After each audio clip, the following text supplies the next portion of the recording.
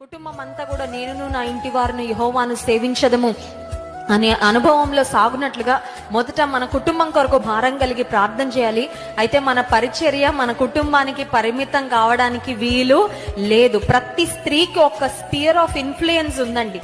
ప్రతి స్త్రీ కూడా ఇతరులను ప్రభావితం చేయగలిగే కెపాసిటీ దేవుడు మనకిచ్చాడు. మీ ప్రక్కింటి వారిని మేమొచ్చి మార్చలేం, మేమొచ్చి దేవుని మాటలు అందించలేం, కానీ మీ యొక్క ఎగ్జాంపులరీ లైఫ్, మీ యొక్క సాక్షార్థమైన జీవితం, మీ యొక్క మంచితనం, మీ యొక్క దైవికమైన సుగుణాలు, అప్పుడప్పుడు మీరు చెప్పే మీ సాక్ష్యమే కొన్నిసార్లు మీ ఇరుగు పొరుగు వారిని ప్రభు వద్దకు నడిపిస్తుంది. కనుక మనందరికీ దేవుడు ఒక స్పియర్ ఆఫ్ ఇన్ఫ్లుయెన్స్ ఇచ్చాడు, ప్రభావితం చేయగలిగే కృప ఇచ్చాడు.